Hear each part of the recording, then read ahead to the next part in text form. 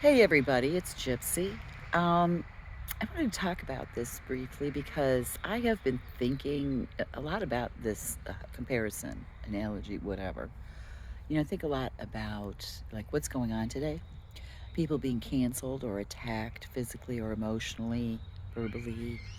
Um, if they don't, sorry, it's our neighbor's little boy. It's outside. He loves it. He gets excited when he's outside. Um, when they don't go along with the narrative du jour. And this makes me think of the Salem Witch Trials, it being a witch hunt, which is basically what it is. Now, back then in the 1600s, of course, if you didn't go along with the narrative, you were accused of being a witch and put on trial. It was really a trial. And then executed. Now, in Salem, they hung most of them, except for Giles Corey, who was crushed by, they crushed put rocks on his chest while his wife watched from the prison window. Anyways, um, these days, there's no trials at all. That's where we've regressed. I mean, we don't even attempt at a trial anymore. It's just people are guilty until proven innocent, which I thought America was the opposite. That's what I learned in school. But, anyways, and these aren't even crimes, they're just opinions or thoughts or whatever. Um, what happens now is, I'm not going to say nobody gets executed for this. I think some do. It's very few, and we don't hear about it or we're told to lie about it.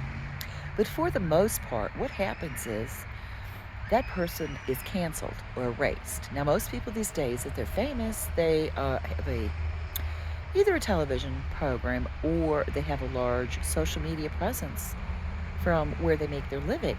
They get their income, their money. And if they don't agree with the narrative du jour, well, then they are metaphorically executed. Now, we would like to think that we have progressed and ascended, matured spiritually as a society over time. This makes me see otherwise. I'm seeing a lot of regression. Especially, I mean, we don't even give people a chance to explain. Okay? Now, for instance, Martha Corey.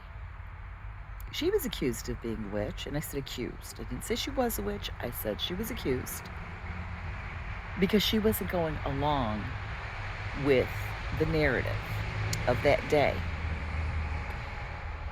Now, just like today, what I am seeing now is, well, we're attacking and sexualizing children. I mean, attacking, well, yeah, okay, never mind, physically. I'm going to go there. I am. Anyways, now these children are not mature enough to make a decision like that for themselves. That's what parents or legal guardians are for. But these children are starved for attention. I mean, starved for attention. We have a society where both parents go to work, and if the kids aren't in school, they're left with a stranger most of the time, sometime a family member if you're lucky. They're starved for attention. Just like in the 1600s, you had those young girls who started this. I think it started with they accused Tituba. I can never say her name. I'll call her Tabitha for right now, but that's not of evil witchcraft. Right, she did practice voodoo, and there's nothing wrong with this because she used it to help people. But these girls wanted attention, and then when it worked there and they got all this attention, they just decided to spread it around the village. Now, Martha Corey saw this, just like Michelle does today. I don't have anything to lose, so I just talk. But, it ended up, she was accused of being a witch, and so was her husband. And they were executed because they did not toe the, I'm going to say the company line. go along with the narrative du jour. And it's only a narrative that someone made up to benefit themselves. People actually started enjoying this stuff, just like they do today.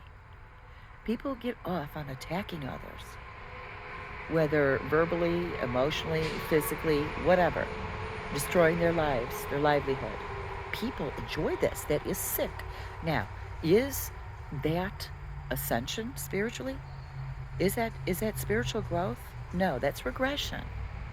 The good news is, however, I believe, and I could be wrong, I always tell you I could be wrong, but this is my viewpoint, my perspective. Everything that is going on now on this planet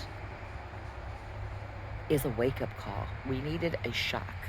We were going in the wrong direction, focused on the wrong things, etc. We weren't paying attention to what the evil ones, I'm going to say, have been doing for generations upon generations. We weren't. We were just going along with it blindly. And we needed this wake-up call. I remember when COVID started, I thought, something doesn't smell right here. And then I said, could they be more obvious this time? Because with every event, they were getting more obvious, okay? So that's what this is all about. It's a wake-up call. Now, we can choose to use it the right way as a wake-up call or the wrong way, because in the past, humanity has had wake-up calls, but then decided as consensus to ignore it and just keep the status quo, which is how we ended up here today. Just like in the 1600s in Salem, it was a wake-up call. Now, what are we going to do with this? Are we going to advance and ascend and spiritually mature as a species, as humanity? Or are we going to ignore it because we just don't want to be bothered and keep the status quo? I'll tell you, if it's the status quo, I'm never coming back to this. I'm not incarnating on this planet again. I'm sorry. I just can't do it again. This is it. This is the last time here for me. I can't do it. You know, unless it comes to be, sorry, we live on a main road. It's horrible. Unless it does ascend here and it gets to be a pleasant place to be, I might come back. I don't know. I said, what's my higher self thinking about that? My dad's laughing. She's agreeing with you. Yeah, so anyways, it's how I feel. What are we going to do with this? We going to get some courage? We going to grow a pair, get a backbone? Or are we going to ignore it again? So, just some food for thought again. I'm going to leave you with that. Blessed be, and make it a joyful one.